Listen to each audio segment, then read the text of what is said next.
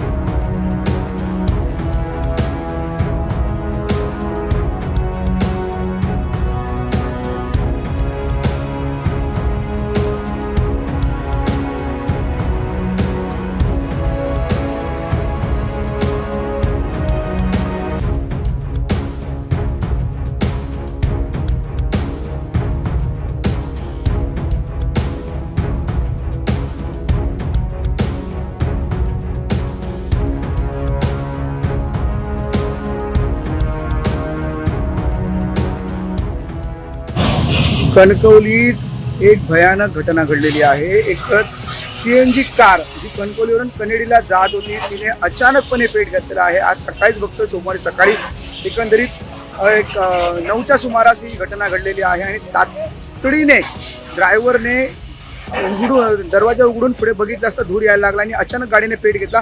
प्रवासी देखील होते, 3 प्रवासी या गाडीमध्ये होते। त्यांनी लगेच आपले जे सामान आहे ते घेऊन बाहेर पडले आणि एकंदरीत गाडीने हा सीएनजी कार होती आणि तिने पेट घेतलेला आहे। नागरिकांनी धावपळ केली, त्यांना बाहेर काढलं आणि एकंदरीत सुदैवाने हे 3 प्रवासी बचावले आहेत। पण आपण बघतोय की आता कणकवली नगरपंचायत तातडीने दाखल झाली आणि विझवण्याचं काम करत आहे। पण आगीचे लोट एवढे मोठे होते की हा जो लोट आहे तो खूप मोठा होता आणि त्यामुळे इथे नागरिकांनी भीतीचे वातावरण निर्माण झाले आणि अचानकपणे लागली आग, त्यामुळे वाहतूक देखील विस्कळीत झाली। पोलीस प्रशासन असेल, नगरपंचायत प्रशासनाने हे इथे दाखल झालं आणि एकंदरीत बघतोय की नगरपंचायतचे बंब अजून देखील हा जो आगीचं हे आहे ते विझवत आहेत। सीएनजी कार होती, आपण बघतोय की जे पाठीमागे जो सीएनजी आहे तो विझवण्याचं काम करतात, पण एकंदरीत शॉर्ट सर्किट झालं पुढे आणि त्यामुळे आग लागल्याचा अंदाज प्राथमिक इथे ते वाहन चालक आहे ते व्यक्त करतात। पण जे कुटुंब होते ते कणकवलीहून कनेडीला जात होतं आणि त्या कनेडीच्या जात्या दरम्यान ही घटना एकंदरीत घडली आहे।